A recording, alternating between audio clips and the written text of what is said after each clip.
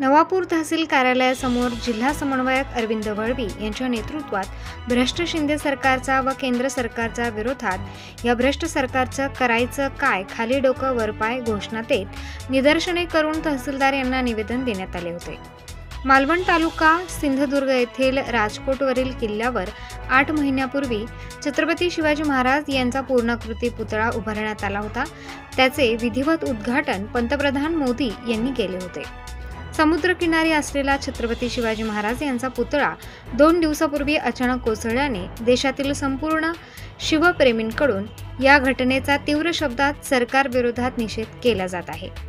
आज सकाळी 11 वाजता आम आदमी पार्टीचे जिल्हा समन्वयक अरविंद वळवी यांच्या नेतृत्वात तहसील कार्यालयासमोर हातात निषेध बॅनर झळकावत भ्रष्ट प्रशासनाचा आणि भ्रष्ट सरकारच्या विरोधात घोषणा देत जाहीर निषेध केला व निवेदन देण्यात आले होते।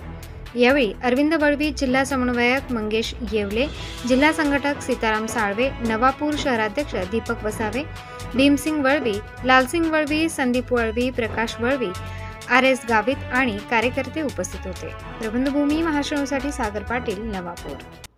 काय खाली डोके वरती पाय, या सरकारचं करायचं काय खाली डोकं वरती पाय, या भ्रष्ट प्रशासनाचं करायचं काय खाली डोकं वरती पाय।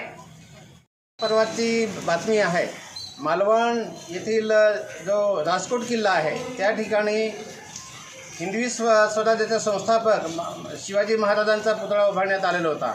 केवळ 8च महिने झाले आणि या 8 महिन्यात या पूर्णाकृती पुतळाच खाली आला। इतक्या निकृष्ट प्रतीचं हे काम केलेलं होतं। त्याच पद्धतीने आपण पाहत आहोत की बातम्यामध्ये मागील वर्षी संसदेची जी नवीन इमारत बांधली, नूतन संसद उभारली, त्या संसद भवनाच्या मुख्य इमारतीमध्ये पावसाचं पाणी झिरपत होतं आणि पूर्ण इमारत गळाली। अशा प्रकारचे निकृष्ट बांधकामं या मोदी सरकार आणि शिंदे सरकारच्या काळामध्ये होत आहे। या भ्रष्टाचारी शासन व्यवस्थेचा जाहीर निषेध करतो आम्ही या ठिकाणी। निषेध निषेध निषेध।